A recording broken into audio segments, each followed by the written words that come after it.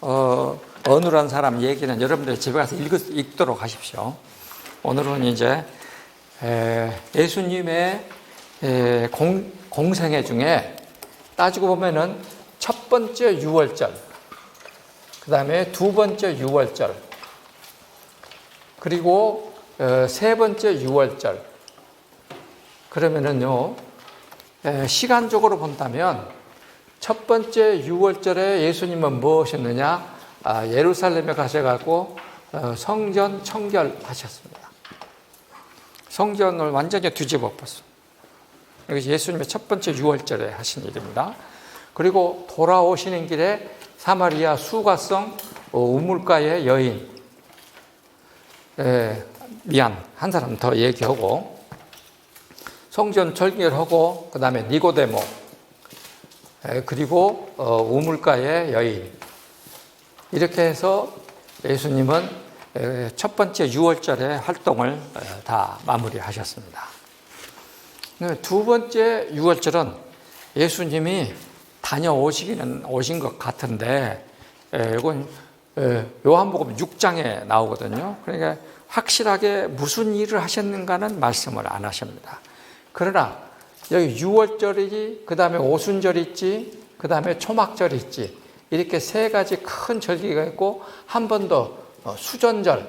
그래서 예수님은 두 번째 공생의 기간 동안에 유월절과 오순절과 초막절과 수전절, 요 네 가지 절기에 예루살렘에 가신 것으로 요한복음에 나와 있습니다. 자, 그러면은 유월절에는 다녀오셔가지고 여기 사이가 뭐냐 그러면은 유월절 가시기 전 혹은 꼭 가시기 전에가 뭐냐면은 안식일 논쟁입니다. 마태복음 12장. 그러니까 밀 있기 전에 밀밭 사이에서 했다. 그러니까 아직까지 유월절 전이요. 왜냐하면은 추수가 끝나고 유월절을 가거든요. 그러니까 추수 전이에요.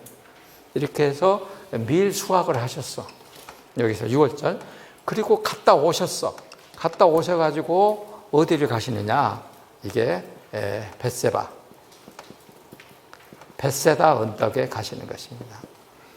이 벳세다 언덕이 그러니까 여기 갔다 오셔가지고 이제 안식일 논쟁을 여기서 하시고, 안식일 논쟁, 여기 안식일 논쟁을 크게 하십니다. 마태복음 12장에 나와 있어요. 안식일 논쟁을 하시고 그 다음에 벳세다로 가십니다. 벳세다 언덕에서 오병이어를 하시고 산상수훈을 하시고 이렇게 하십니다.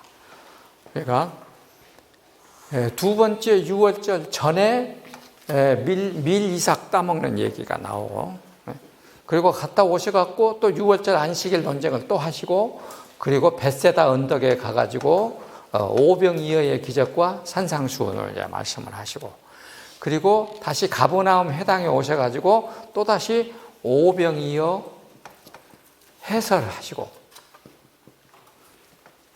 가버나움 해당에서 이것이 요한복음 6장입니다. 요한복음 6장이 오병이어에 대한 해설이 이제 쭉 담겨져 있는 내용입니다. 그러니까 여러분들이 이제 성경을 그냥 사복음서로 쭉 읽으면은 어떻게 이것이 서로 연결되는가가 잘 안 될 텐데, 방금 요 시간표대로 읽으면은 성경이 이렇게 되는구나 하고 이제 보일 것입니다. 이제 보이죠? 이제 아실 겁니다. 끝나고 나서 오순절에 또 가시고, 초막절에 가시고, 이게 초막절에 지금 우리 절기로 하면은 9월쯤 되거든요. 8월, 9월. 8월에서 9월이에요. 그래서 8월, 9월쯤 되시면은 초막절에 예수님이, 이게 요한복음 7장입니다. 7장인데 그때 이제 한바탕 붙어. 그러니까 예수님이 잠깐 숨으세요.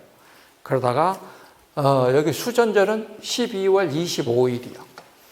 이때 또 다시 나타났다가 또 숨어. 그리고 세 번째 유월절은 그 이듬해 4월이에요. 그러니까 12월 25일 하시고 숨었다가 나중에 4월달 한 4개월 동안 잠깐 계시다가 6월절 때 오시면서 여기서 뭐 하시느냐? 죽은 나사로를 살리시고, 이렇게 돼요. 나사로를 살리시고, 예루살렘 성전에 가셔서 이제 헌금 얘기도 하시고, 부활 논쟁도 하시고, 이렇게 논쟁을 하시고, 예수님이 십자가에 죽으시고 부활하시는, 이렇게 이제 됩니다. 그러니까, 여러분들이 이제 예수님의 공생애를 쭉 이렇게 읽어가면서 지금 말씀드린 요 스케줄에 나오는 사건과 딱 연결시키면은 훨씬 더 이해하기가 편할 것입니다.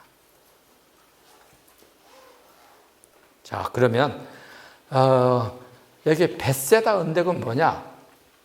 실질적으로는 예수님의 공생애의 핵심은 2년이에요, 2년.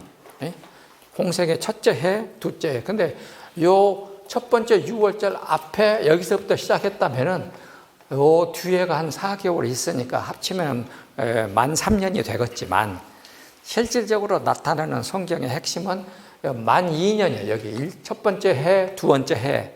그러면 두 번째 해 여기 6월절이니까 이게 4월이란 말이에요. 4월에서 5월. 그래서 4월, 5월이 예수님의 공생의 정중앙에 있고 아주 하이라이트.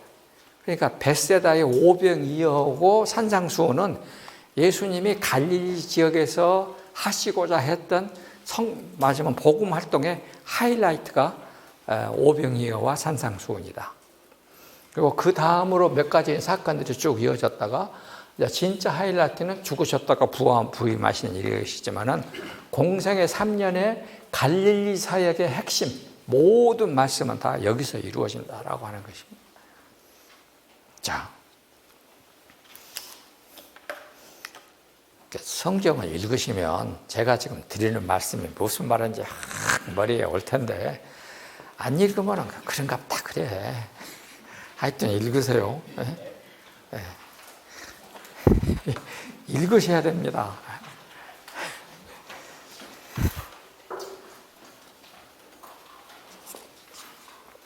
자, 2페이지 보겠습니다.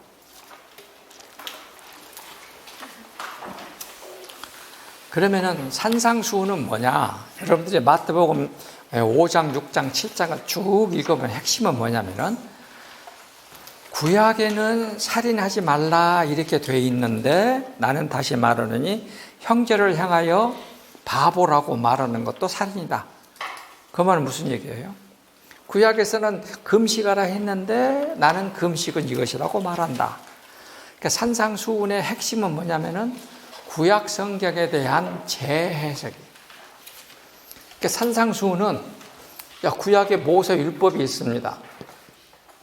그러면 지금 이 모세 율법을 유대주의는 시간적으로 따지면 BC 536년부터서 이게 만들어져요. 그래가지고 예수님 때 BC, 예수님은 BC 4년에 태어나셨으니까 요 기간 동안에 유대주의의 랍비들의 해석, 랍비들의 해석이죠.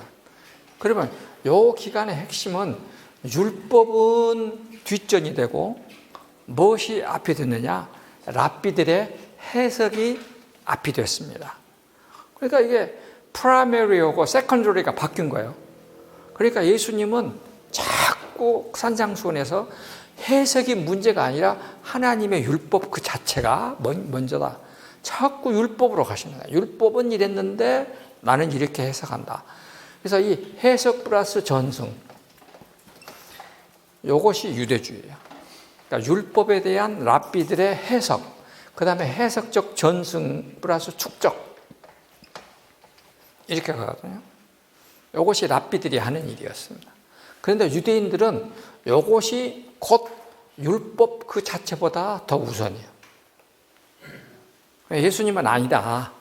요건 없어도 된다. 요것보다는 율법 그 자체로 가야 된다. 자꾸 율법을 주신 근본 목적을 가지고 말하는 거예요. 그러면 성경에서 하나님의 이스라엘 사람들에게 율법을 주신 근본 목적은 뭐냐? 신명기 6장 1절 2절에 나와 있어요. 율법을 주신 근본 목적은 신명기 6장 1절 2절에 나와 있어요. 이는 고도의 하나님 여호와께서 너희에게 주셨으라 명하신 바 영광과 기회와 복과 너희가 건너가서 땅에서 행할 것이니 곧 너와 네 아들과 네 손자로 평생에 내 하나님을 정리하며 내가 너희에게 명한 그 모든 기회와 명령을 지키게 하기 위한 것이며 또 네 나를 정복해 하기 위한 것이다. 그리고 이루시면 너희의 생명이 장구하게 된다. 그러니까 율법을 주신 근본 목적이 나와 있어 세 가지. 하나는 하나님을 경외하게 하며, 그 다음에 율법대로의 삶 사는 건 얘기해. 율법대로 사는 것이고, 그 다음에 이렇게 하면은 너희들에게 생명을 내가 연장시켜 주기 위한 것이다. 그러니까 율법을 주신 목적은 세 가지요. 다시. 그러니까 어디 가서 여러분들이 하나님이 뭐 때문에 율법을 주셨냐 묻는다면 신명기 6장 1절 2절을 말하면 돼요. 여호와 하나님을 경외하게 하며, 두 번째는 그 율법대로 생활하게 하며, 그 다음에 그렇게 함으로써 뭐 하게 돼? 생명을 장구하게 하는 것이다. 요 세 가지 목적이요. 그러니까 율법을 주신 것은 하나님이 내가 너희들을 구별시키는 거예요. 가나안에 들어가 있는 아모리 사람들하고 구별시켜가지고 이것이 구별되게 내 율법대로 살면 너희들의 생명을 내가 보장해 준다는 거예요. 생명을 보장해 주겠다는 거예요. 그러니까 율법을 주신 근본 목적은 뭐냐면 사랑이요. 이것을 예수님은 간단하게 한마디로 말했어. 마태복음 22장 34절에서 40절까지. 율법사가 묻습니다. 율법을 주신 근본 목적이 뭡니까? 그러니까 예수님이 간단하게 말하면 뭐예요? 하나님 사랑, 이웃 사랑이다. 사랑이다. 하나님 사랑, 이웃 사랑이다. 사랑이다. 그러니까 율법을 주신 것은 무거운 짐을 쥐어서 가지고 그냥 잡아 누르려고 하는 게 아니고 너희들을 사랑해서 내가 주신 것이다. 그러면 사랑하는 자는 율법을 다 이루었느니라가 되는 거예요. 로마서 13장 10절. 사랑은 율법의 완성이니라. 사람이 요한복음 13장 15장 15절. 사람이 친구를 위하여 자기 목숨을 버리면 입에서 더 큰 사랑이 없느니 나는 너희의 친구라. 왜냐? 나는 너희를 위해 내 목숨을 버리기 때문이다. 그래서 예수님은 사랑을 다해. 그래서 예수님은 마태복음 5장에 나는 율법의 1.1획도 없애지 않고 다 지키려고 왔다. 그러잖아요. 보세요. 마태복음 5장 9절 10절쯤 될 거예요 아마. 아니 13절쯤 돼보세요. 보세요. 예수님이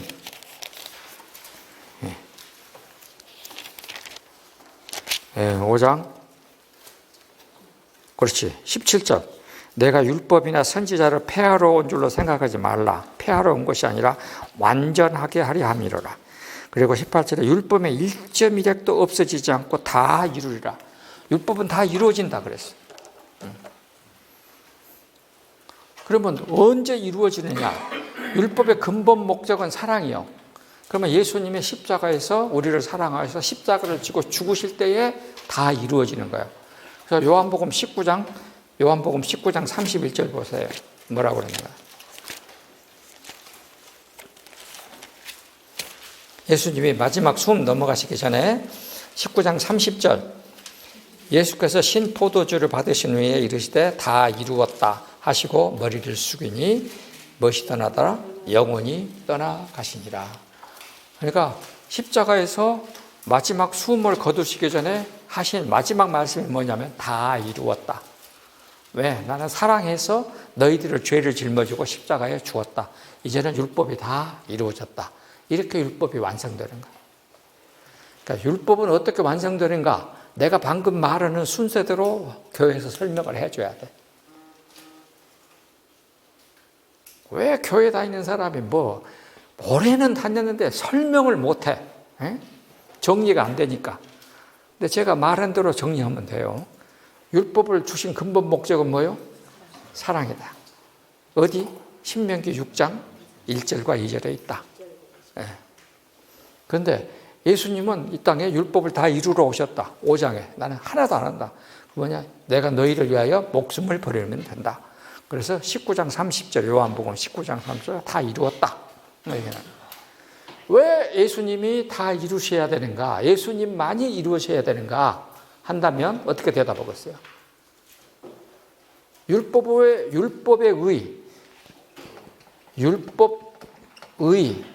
율법의는 신명기 6장 25절 보세요.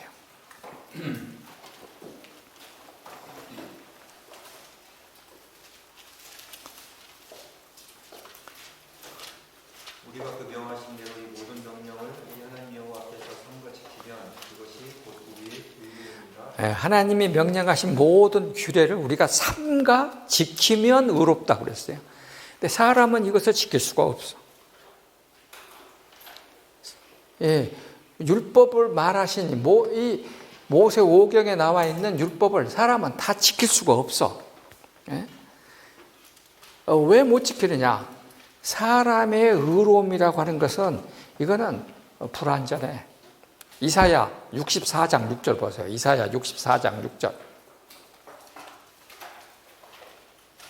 그래서 우리는 다 부정한 자 같아서 우리 의는 다 더러운 것 같으며 우리의 사람의 의는 무엇과 같다? 더러운 옷 같다.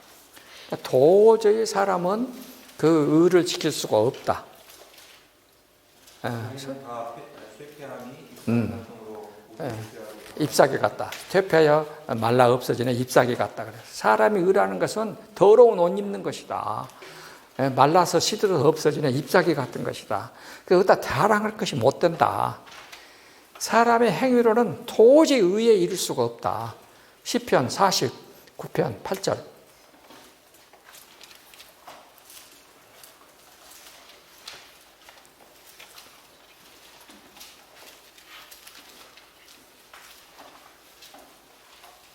그의 생명의 부족이 너무 귀하며 영영이 못할 것입니다.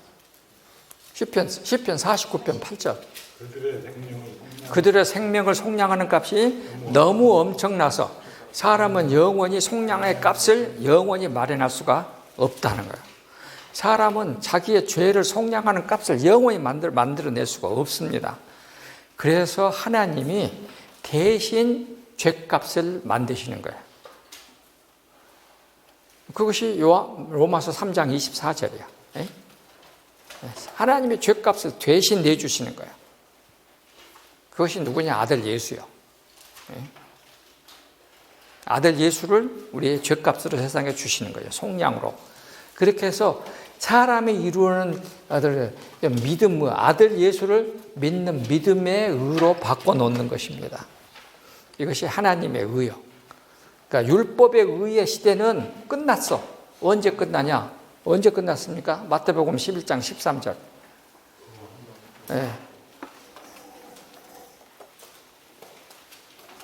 율법의 의의 시대는 끝났어. 이제 모든 선지자와 율법은 누구까지니라? 세례 요한까지니라. 세례 요한에게서 끝났어 이제. 그리고 예수님 시대가 열렸어. 예수님 시대는 뭐냐?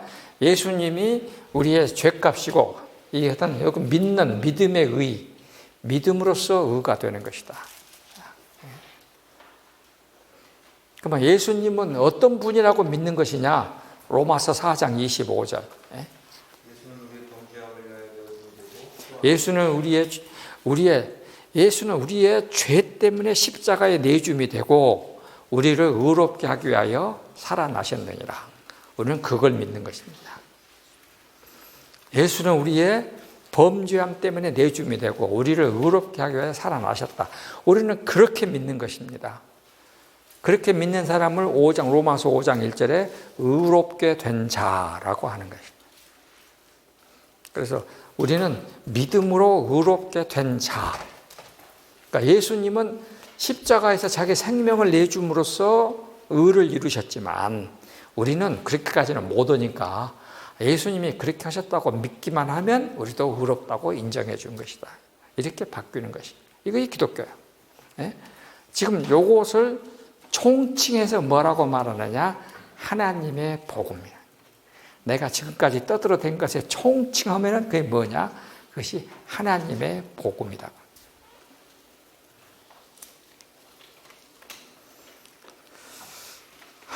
교회 가서 오늘 지금 내가 하도 떠들어대니까 이런 것이 성경 구절을 요리 갔다 저리 갔다 요리 갔다 저리 갔다 했는데 녹화된 거 다시 보세요. 제가 말한 그 순서대로 말해야 됩니다. 제가 여러분들에게 말한 순서대로 하면 돼요. 그래야 사람들이 헷갈리지 않습니다. 순서를 어기고 이것이 앞으로 가거나 뒤로 가면은 또 헷갈려. 꼭 그렇게 하세요. 예?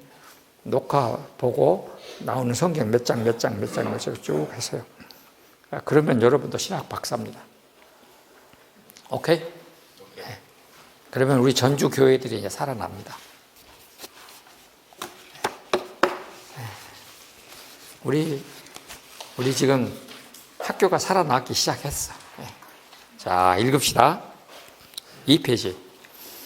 예수님께서 유대주의 지도자들을 상대로 벌였던 안식일 논쟁은 구약 성경의 말씀들에 대한 올바른 해석을 제시하시기 위하여 의도적으로 기획하신 상황극이었다고 말해서 크게 틀리지 않을 것이다.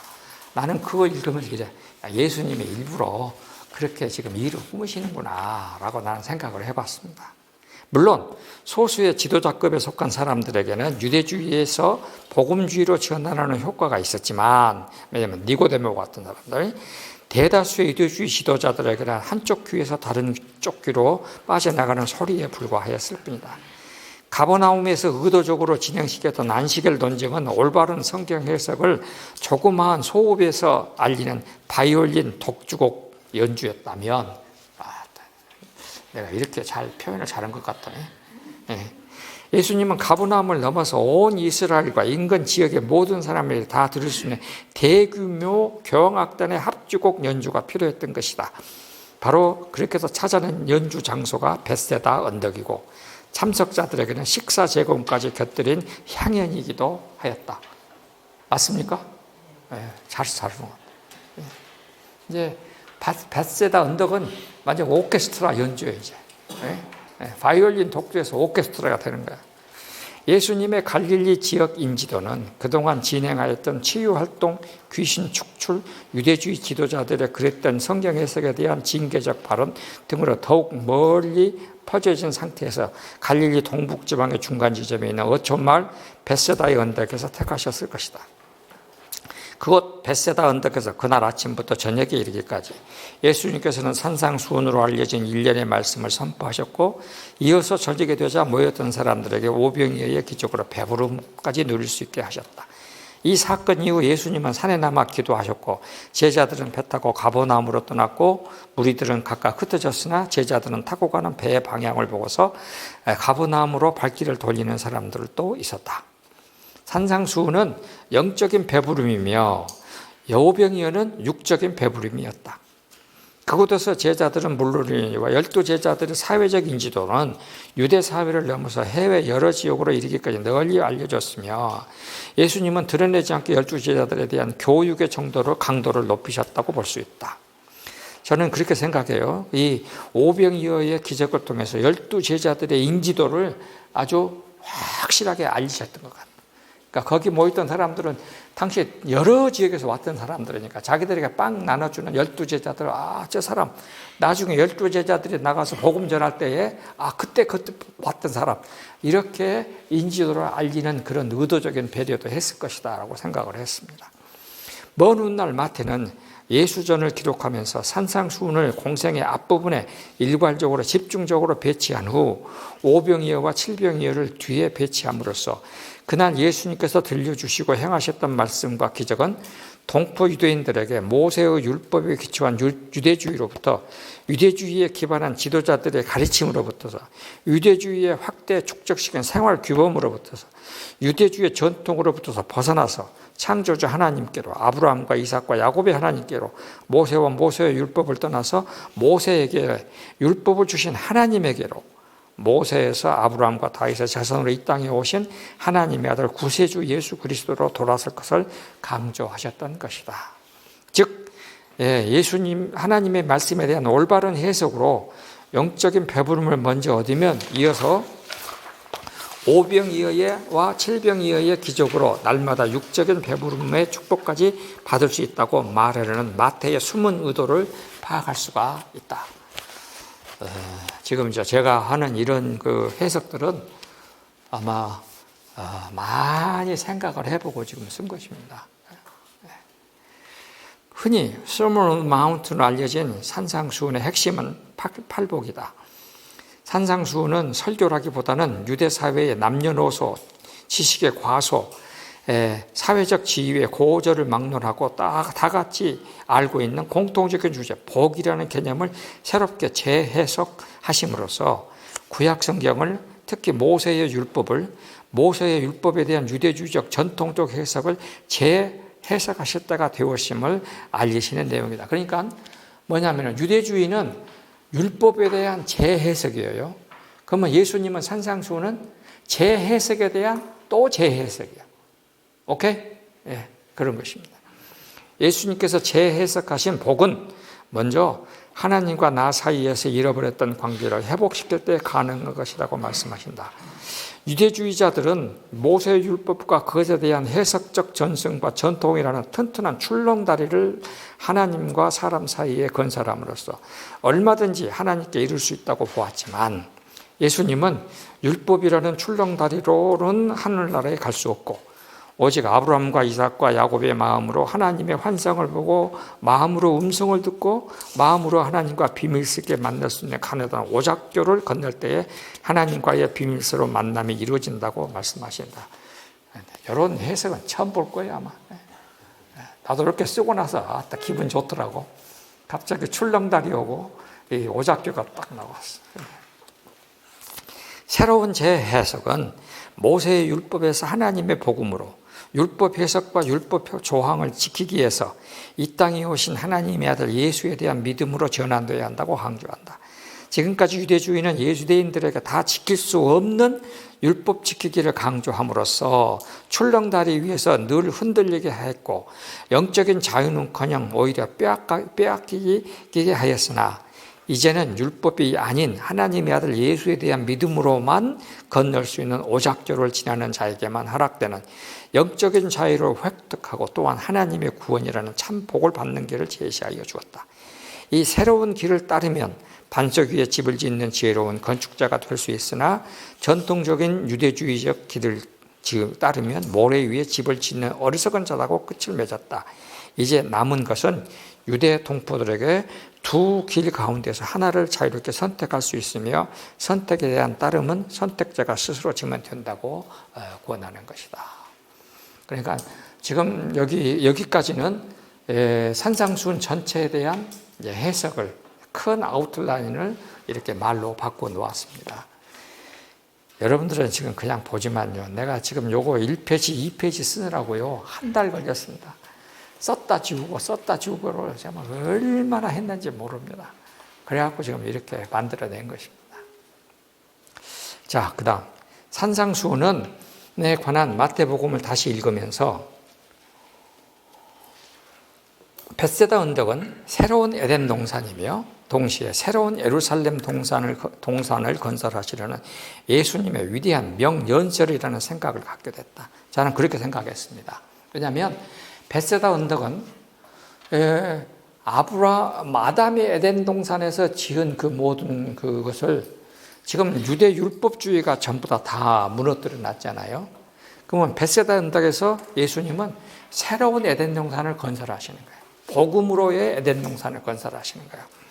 그래서 그 벳세다라는 에덴 동산에서 시작해서 어디로 가느냐?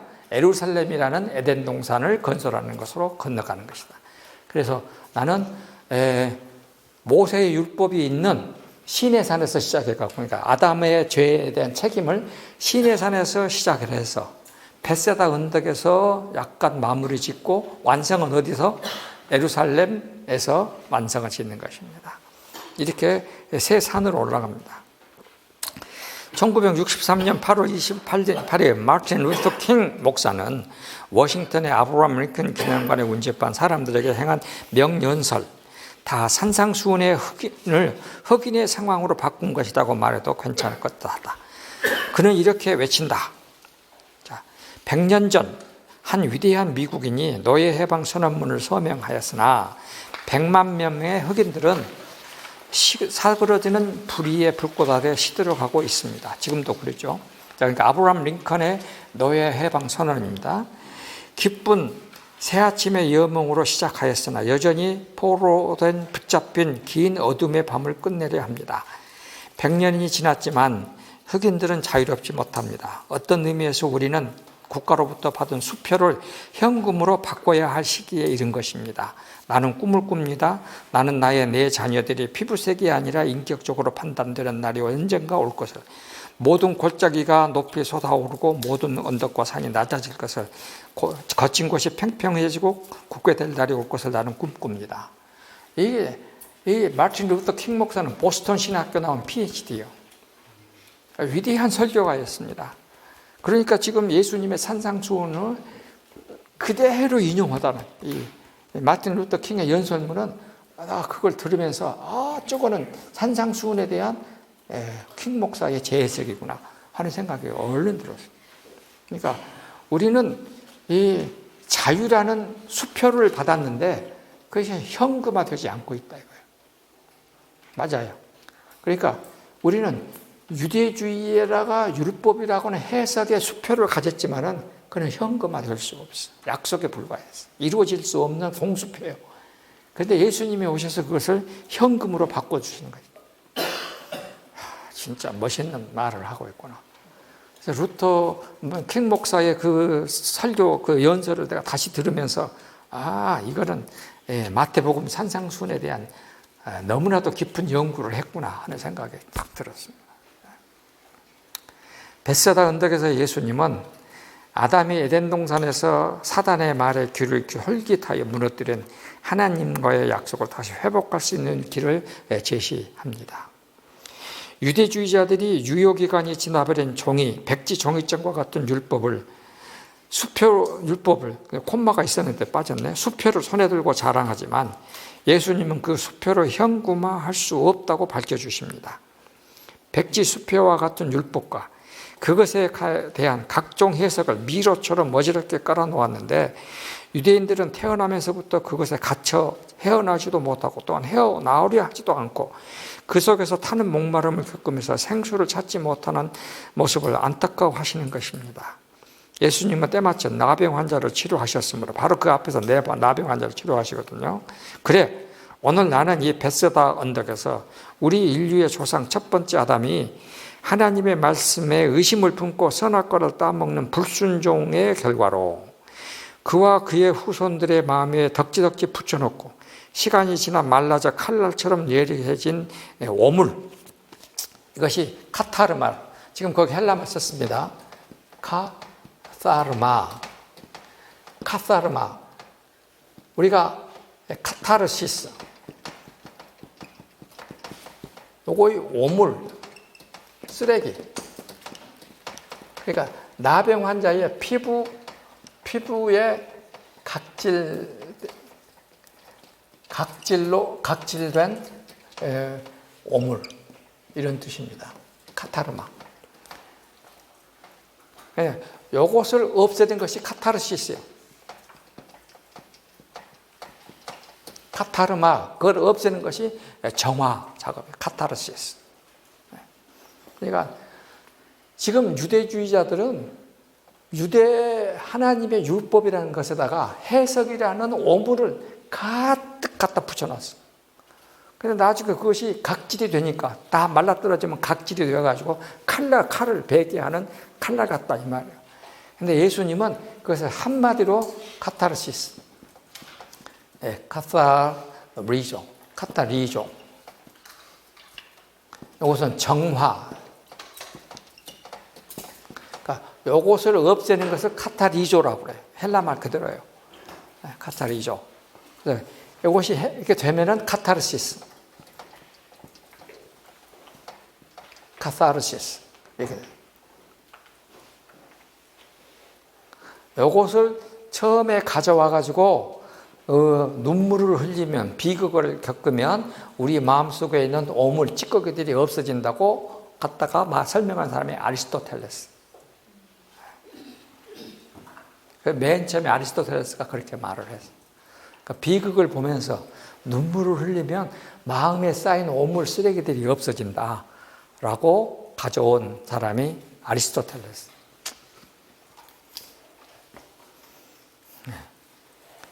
지금 하는 말을 중국 교회 가서 내가 했습니다.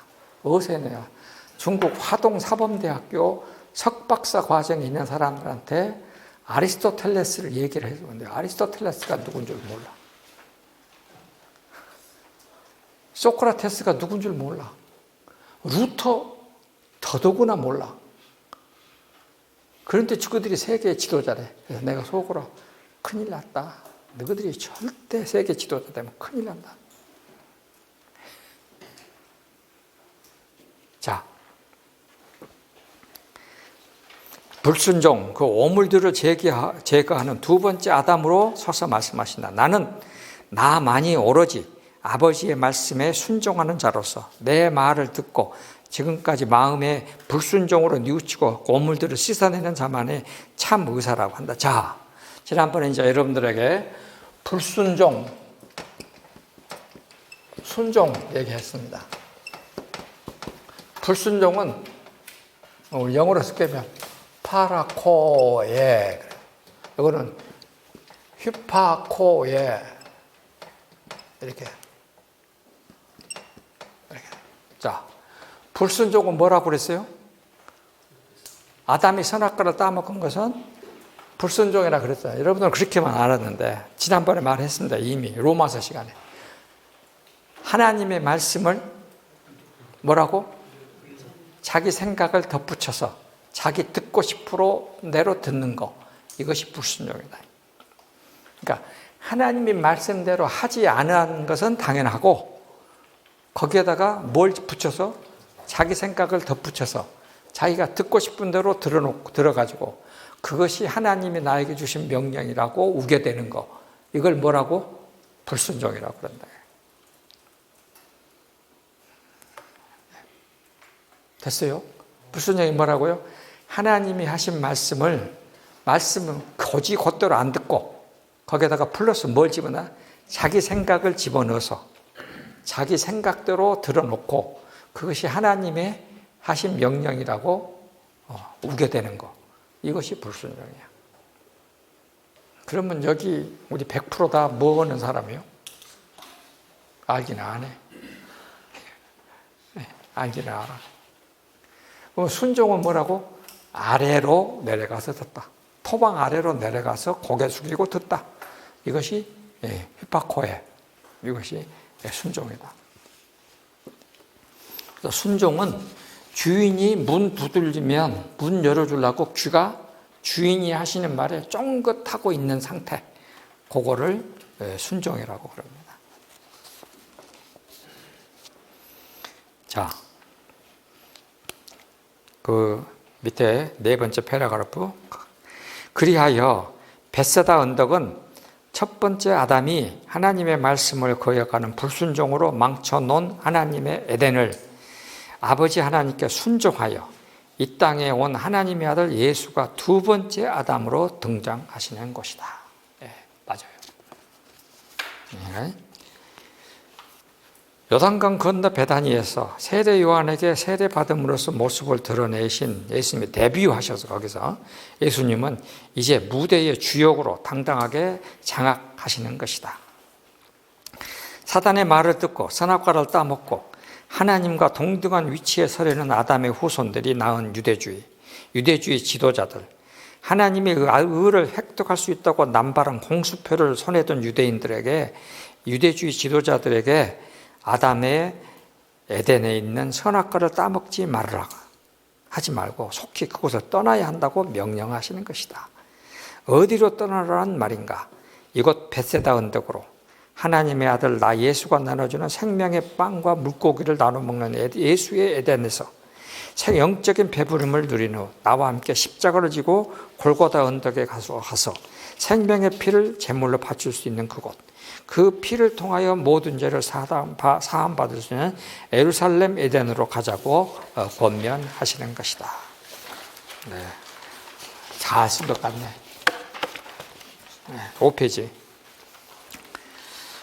아담의 에덴, 모세의 시내산, 유대주의 예루살렘 동산은 다 같이 홍수표에 불과할 뿐이다. 그것으로 죄값을 지불할 수 없다. 그것으로는 영원히 죄를 지고 가는 죄인 확인서를 갖는 것에 불과할 뿐이다. 더 이상 아담의 에덴 모세의 신의 산 예루살렘 성전산으로 가지 말고 나와 함께 예루살렘 영문 밖 골고다 언덕으로 가서 함께 피를 흘리자고 권면하시는 곳이 벳세다 언덕이다. 그리하여 벳세다 언덕은 예수님께서 예루살렘에서 죽으실 것을 3번 말씀하시기에 앞서서 공개적으로 유대인들에게, 유대지 지도자들에게 알리시는 공개 선언이다. 그러나 들을 귀 있는 자에게만 들리는 비밀스러운 말씀이셨다. 그렇죠? 그러니까 예루살렘에 가서 나와 함께 죽자라고 하는 이 말은 귀 있는 자에게만 들리는 하나님의 비밀스러운 말씀이에요. 연애 편지요.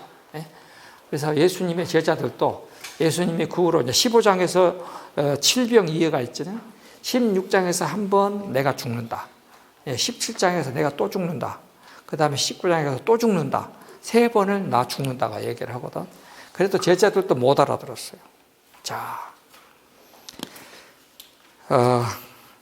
지금 이 5장 앞에 이 밑에 하는 여기까지 쓰는데 진짜로 지난 여름에 그 뜨거운 여름에 한 달 동안 고쳐 쓴 것입니다.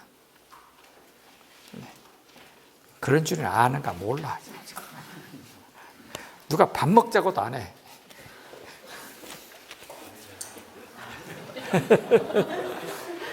근데 30분 되었네. 1시간 했어 벌써.